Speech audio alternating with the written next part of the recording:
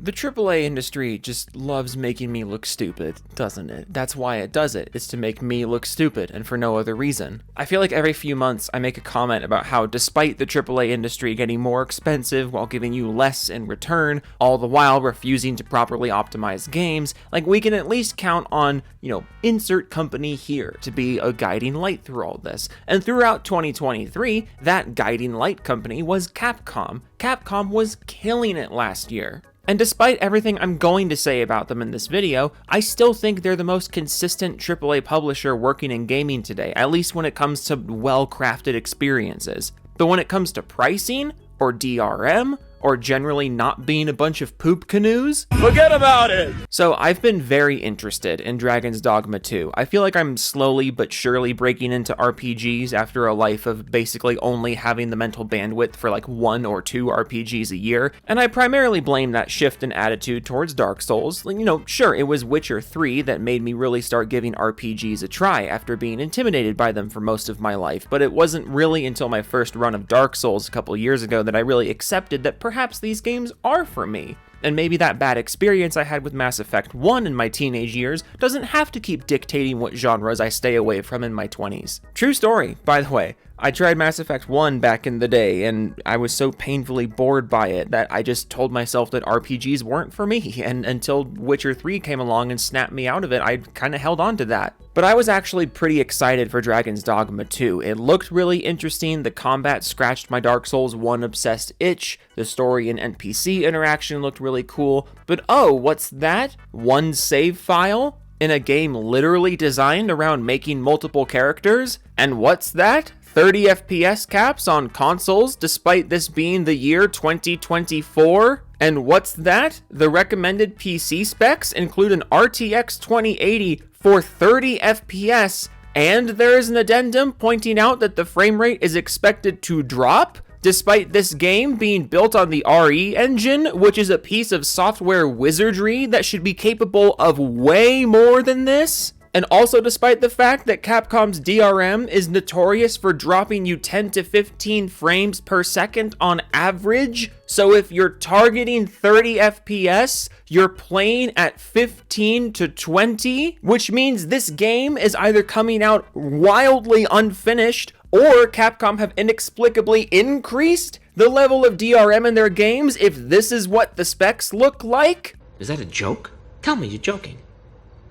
God, it's every time. It's every time. Every time I start thinking at least someone is doing things right in this stupid industry, they have to turn around and make me look like an idiot for having confidence in them. And I truly don't understand why this is happening. Part of the reason Capcom was so dominant in 2022 and 2023 was because while every other AAA publisher was basically just doing an any percent speed run to the next public outrage, Capcom was showing that a product well made was a winning formula and a good successful one. And this was a pretty big deal for Capcom because during the 360 PS3 era, Capcom was responsible for some of the worst trends in AAA gaming, like on-disc DLC and constant re-releases of the same game with minimal changes instead of just patching the version that people already bought. It was awesome seeing Capcom not only fix their reputation, but then be an example for other AAA publishers and showing them that respecting your consumer was a recipe for success.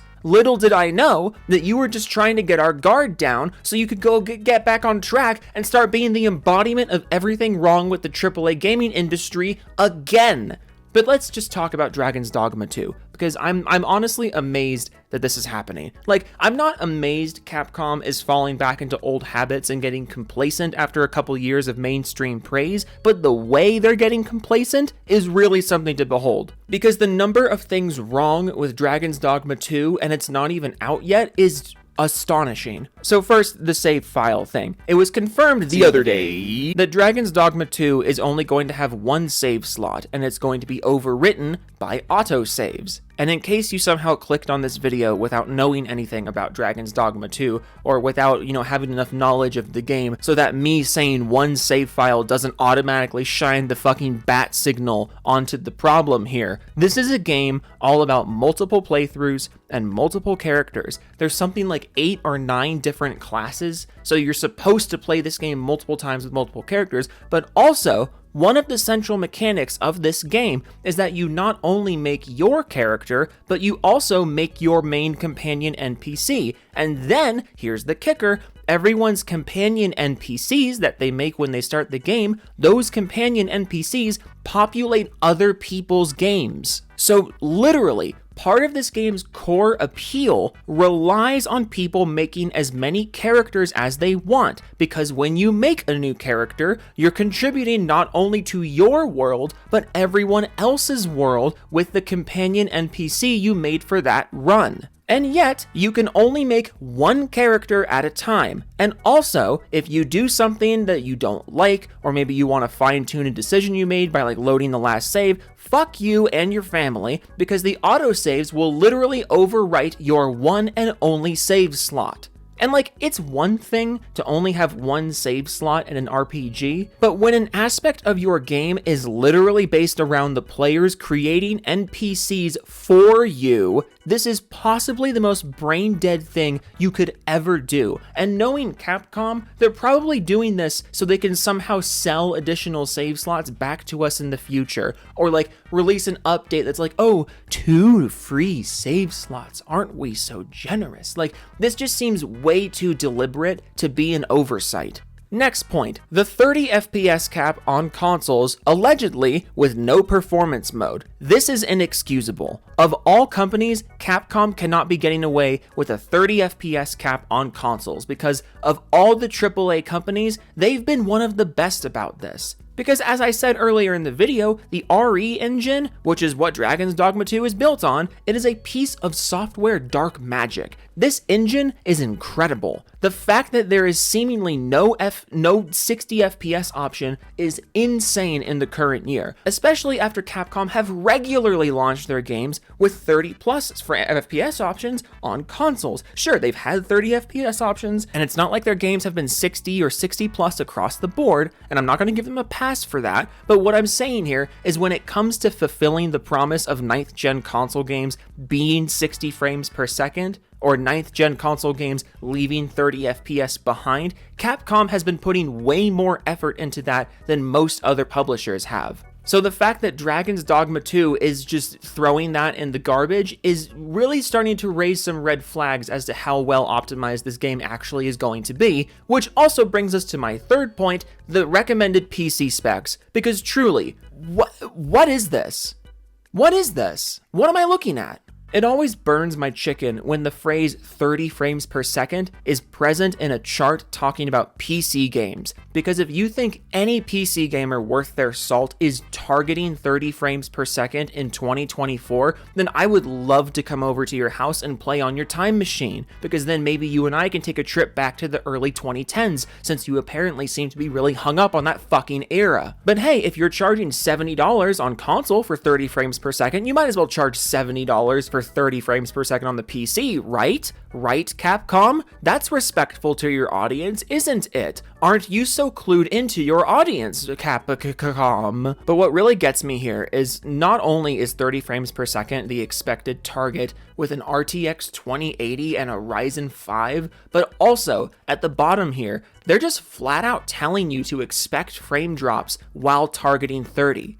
Like, they can't even promise a clean 30 frames per second on a rig like this, which means this game is either coming out completely busted, or Capcom has looked at all the recent criticism they've received for their DRM tanking performance in their games and decided to double down somehow. Because if they're targeting 30 frames per second, what do you think you're actually playing at if they're literally putting a warning about frame drops in the specs? Like, if you can't promise 30 frames per second on the recommended specs, what do you think this game's actually running at? And guys, I don't think you realize how bad this is, because Capcom's DRM engine has been proven to consistently drop roughly 10 to 15 frames per second in game, and they're recommending that you play it at 30. Can you do the math here, dear viewer? And like, I guess maybe it was naive of me to expect a AAA publisher to be on their best behavior for more than 18 consecutive months, but I at least thought Capcom's fall back to the dark side would take longer than this.